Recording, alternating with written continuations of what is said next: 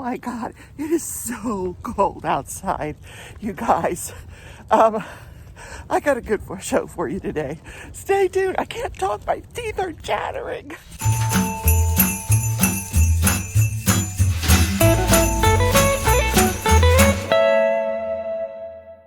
Hey, good morning, everybody. Crafting Journey here, that Journey chick on Instagram. And on my second YouTube channel, I am known as The Leftovers. The link to that is down in the description. Welcome to another edition of Crafting and Crime Daily, the show where I recap live trials. Now, I think today is probably going to be my last show for the year. I don't think there are any other trials scheduled for this year. If I'm wrong, I'll do a show and I'll cover whatever it is. But I think I'm going to take a little vacation and enjoy the rest of the holiday. Yeah. But here's what's happening today. I'm glad you're here. So glad you're here. So, whoa, I finished the Black Lab. Is that not gorgeous? Oh, so pretty. I'll put the whole thing in a picture here because you can't see the head. But look at the waterfall, and there's people in there and trees inside this silhouette of a dog. It is so cool. And all that area around the dog was diamond painted. This took me so long to do, but I'm so proud of it. It's so cool. So here's the mess that I'm left with afterwards that I need to clean up. So what I usually do is I will grab this container that I actually have a pair of scissors in. This is all leftover drills. I used to save these, but not anymore. I mean, I've got a whole bunch saved already, but I don't feel the need to save them anymore. It's just too much. So I'm going to be, this is what's known as kitting down, when you just break it all down and you get ready for the next one. I'm already ready for the next one, but I'm not starting that until January 1st. So, and I will be doing some shows over the holidays. I have a Christmas Day premiere that's set for Sunday at 11. I am also doing another premiere Christmas Eve. That is at like 4 o'clock in the morning. Someone dropped out, so I said I'll fill in. Just going to be doing some watercolor painting with some Christmas music in the background. But the one I'm doing Sunday at 11, you're not going to want to miss, because I'm doing the true crime story of Charles Cullen. You're not going to want to miss that. So, all right, while I'm doing this, I will tell you what's going on in the Aaron Dean case. Yeah, it's still going on. The jury is sequestered. Yes, all right, sentencing. This is the sentencing phase. Aaron Dean was accused of murder, and there was a lesser included offense of manslaughter that the jury could find him guilty of. He is alleged to have shot and killed a Tatiana Jefferson, 28-year-old black female, in her home. She was playing video games, babysitting her 8-year-old nephew, who had burned hamburgers earlier in the evening, and they had to open the doors to get the smoke out. Then they forgot to close the doors because they were playing their video games. So a neighbor saw the open door, called the police. Non-emergency line, calls the non-emergency line, says, you know, their door's been open a while, it looks like they're home, but could you check on them? Well, it didn't go out. The call did not go out that way as a welfare check. The call went out as an open structure. Now, the police cannot see how the call came in. They don't know that it came through a non-emergency line. They just know that they're being asked to go to this place as an open structure. They have to treat it like a silent alarm. So I'm not saving these because they're all mixed up. Some of these I'm going to save because I'm going to use these same drills in there. I have this same painting as a cat. I mean, there's a different landscape inside, but I have the cat version of this that I'm going to be doing. So some of these are the same drills I'll be using. So that's why you're not seeing me dump everything out. But in any case, Aaron was found guilty, you know, he goes of manslaughter. They get to the house, him and another officer. They see the open door. They look inside. It looks like it's been ransacked, burglarized. They want to do a perimeter check. As they're checking the perimeter, he sees Miss Jefferson in the window with a gun, and he shoots her. So, manslaughter. So now the jury is deciding his sentence, and they have been deliberating for 9 hours, 4 minutes, and 15 seconds. There's a clock on the Law and Crime Network. Can you believe that? I have to pick these stickers off.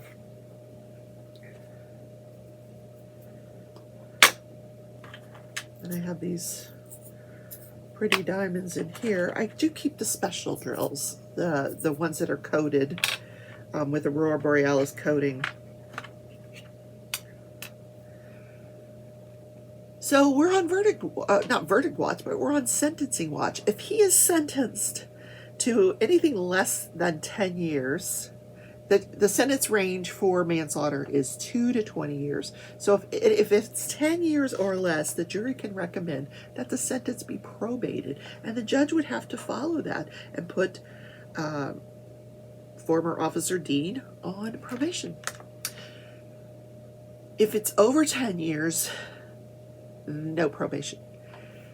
I have a feeling this jury's going to be deadlocked, and I don't know what happens when you're deadlocked.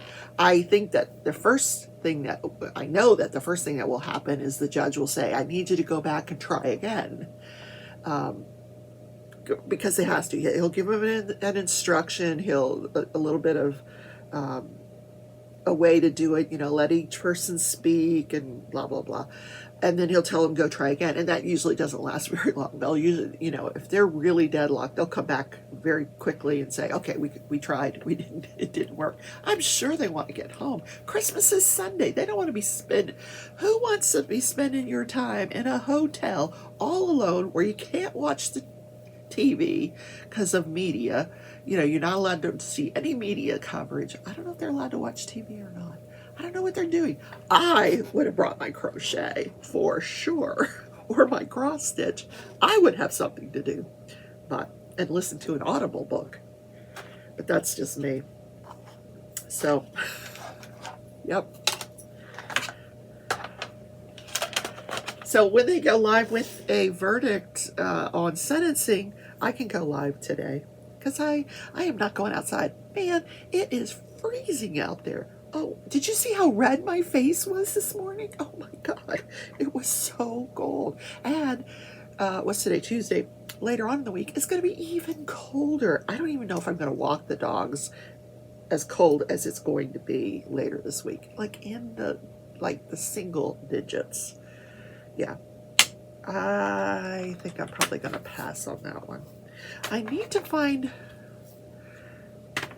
Hold on. No, I'm not going to worry about it. I was going to find the list of drills I need for the cat painting that matches that, but I don't need it. I pretty much know which ones I'm going to save. These are the best containers for diamond painting. This is from Doris Ward, and I love these. They have the different sizes. Where's a different size? Yeah, they have different sizes, which is kind of cool. Now, last Friday, there was a hearing in the Charlie Adelson case. Yes, he's going to be going on trial for the murder of Dan Markel, the FSU law professor. The case that never ends. We've already sat through 2 trials for the death of Dan Markel. The first trial was, oh God, what was her name? It just went out of my head. Sergio Garcia. It's not Sergio Garcia. Oh my God. Sigfredo Garcia. Sergio Garcia is a golfer. Sigfredo Garcia and Catherine Magbanua. And so you might, now that I've said it, you probably go, oh, I remember that one. Yeah, because Sigfredo was convicted. He was the trigger man. The FSU law professor, Dan Markel, he was married to Wendy Adelson. Keep this name in mind, Adelson. She's part of a family from Miami. She's from, South Florida. Her father's a dentist. Her brother, Charles, is a periodontist. They're both in the same business, with Dad and Charles.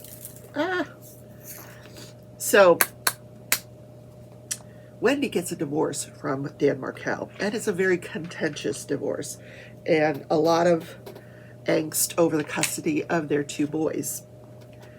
So someone hires Sigfredo Garcia and Luis Rivera, who are local gang members, and Sigfredo Garcia was the baby daddy of Catherine Magbanua, who was dating Charlie Adelson.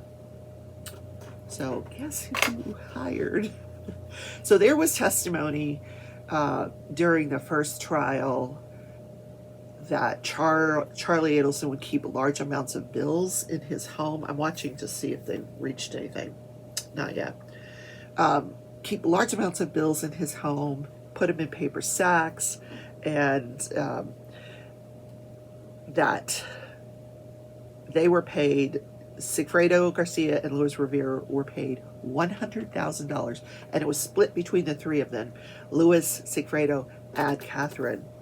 Plus, Catherine got breast augmentation that was paid for by Charles Adelson, and he hired her to work in his practice, but no one ever knew she worked there. She got a paycheck, but she never did anything.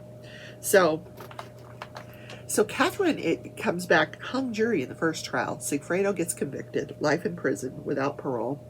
Luis Garcia took a plea, so he's serving a long sentence. I think he'll be out in like 12 years. So, yeah, he turned state's evidence against them, and I assume he's going to probably testify in the trial against Charlie. So then they have a second trial that I covered with Catherine Magbanua, because she got a hung jury. So she's got 6 years in jail. She's been tried again. The jury comes back and they convict her for conspiracy to commit murder. So she is sentenced to life in prison. Now, Charles Adelson he was arrested like a week before Catherine goes on trial the second time, based on there was a whole police sting they called the bump, where they put some false information out there with Charles's mother, and just to see what the chatter would be, and there was a lot of chatter. There was a restaurant meeting between Charles Adelson and Catherine Magbanua where this was discussed, and so he's in a lot of trouble, Charles Adelson is. Yeah, so trial for that, the hearing on Friday was to set the case for trial. That's going to happen April 24th. That's going to be a good one.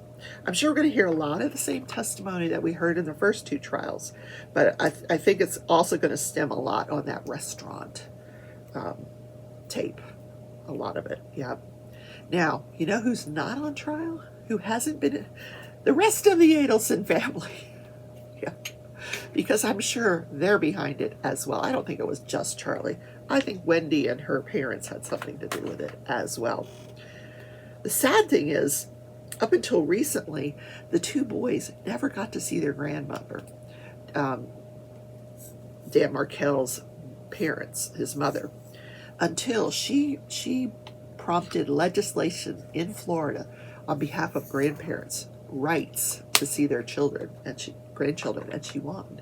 They actually put into law that grandparents have the right to see their grandchildren.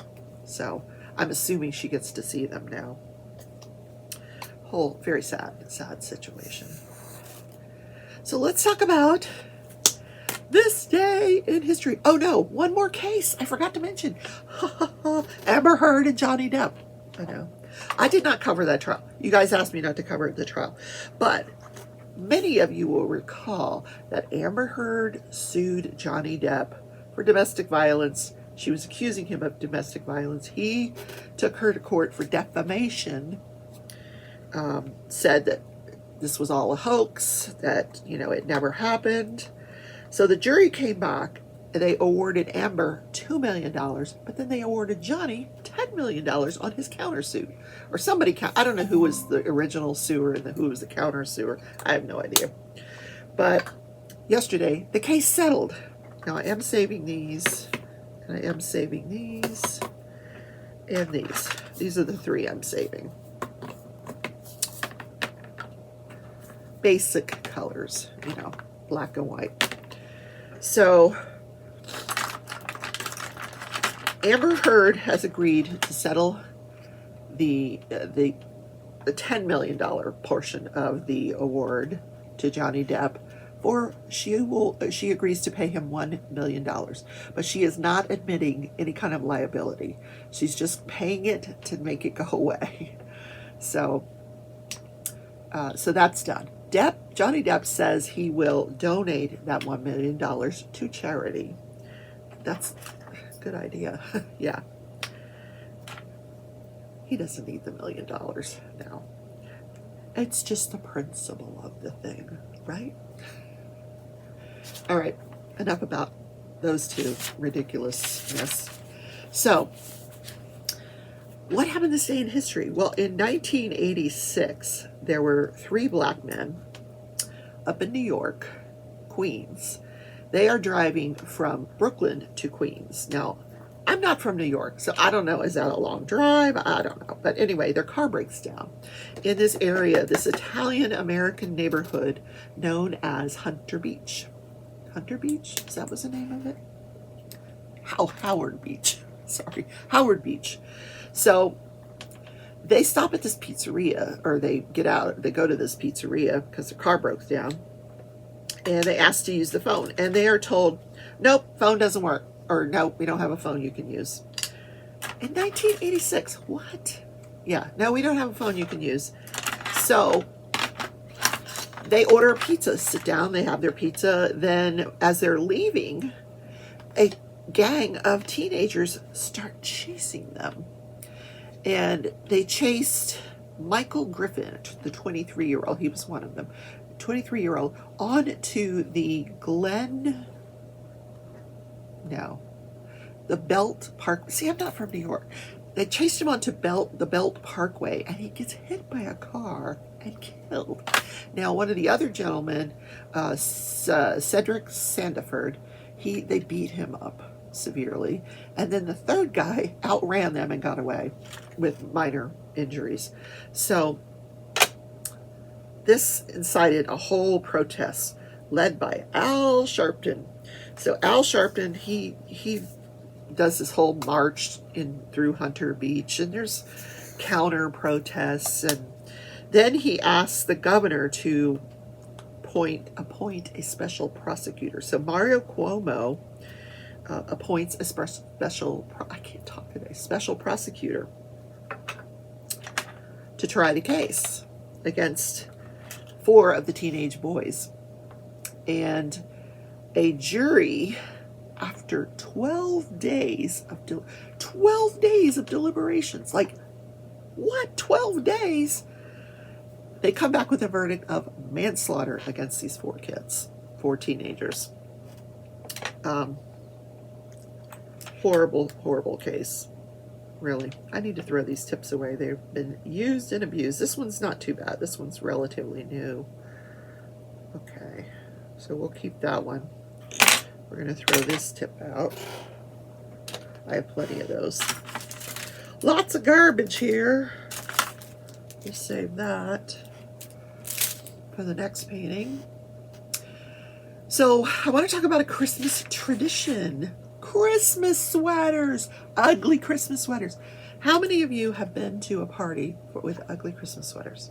I had one. I used to have one for a few years. I had one back when I lived in Florida, but because it's so hot in Florida, it would just be Christmas shirts. Some of us would have sweaters on. Some of us would come in shirts, ugly Christmas shirts, because it's too cold. Well, where did this originate, this tradition? started back in 2001 in Vancouver, Canada. We've got our Canadian friends to blame for the ugly Christmas sweaters. And is it going away? No, it is not. It is now a multi-billion-dollar industry. Ugly Christmas sweaters. I don't know if you remember last year, my sister got this. She got this sweater that had these jalapenos hanging off. It looked like Mexicans. It had these jalapenos, and it said Feliz Navidad. It was really ugly. So I put it in my eBay store. Sold just like that. Yep. Why do I have Christmas lights in my diamond painting box? I do not know. And I shaved these. These came on the Christmas lights, these ties, so I'll use those for something. I am not a hoarder. Stop it. No, I'm not. Maybe I am. I've got everything but the kitchen sink in this box. Washi tape, fine liner pens, a pink fine liner pen, another diamond painting pen. Oh my God. A paper clip, a big paper clip. Good Lord. How in the world? I'm going to put this back in this pen. I want to listen to Christmas carols today. I need to work on the dog sweaters, or the dog hoodies. So I'm going to get that out so I don't forget. I want to work on that. I had been working on a Christmas present for my sister, and I gave it to her last night because it's so cold. It's going to be so cold this week. I made her a pair of gloves. So I said, here's your gloves, because she goes out to smoke and she's freezing. And so I gave her the gloves. This is for my, oh God, aren't they cute? This is for my brain fart. My journal, my calendar, whatever you call it. These never even got opened, so we'll save those. This one didn't get opened. These I want to save because they're special drills. You never know when you're going to use them again. That's a special drill. The rest, yep, I'm going to dump out the rest. That came off my iPhone pen. Where's my iPhone pen? I don't know. We'll leave it over here. Guys, thank you for watching today. Like I said, I'm going to take the time off until probably the new year, which is like, give me a week and a half off, or until there's a new trial to cover. But, I don't have any more content. But like I said, 2 premieres. One on Christmas Eve at 4 a.m., which is really Christmas morning at 4 a.m. And then Christmas Day at 11 a.m. is a premiere, and you're not going to want to miss it. It is the true story of Charles Cullen. If you're bored on Christmas Day, or you just need an hour to kick your feet up and do your crafts, you want something to listen to, there you go. Or you could just save it for your watch later. Watch it during the week. All right. I love you all. Have a wonderful, wonderful holiday. Blessings to you and your loved ones. And you guys are all in my hearts. I'll be thinking of each and every one of you. See you later. Bye.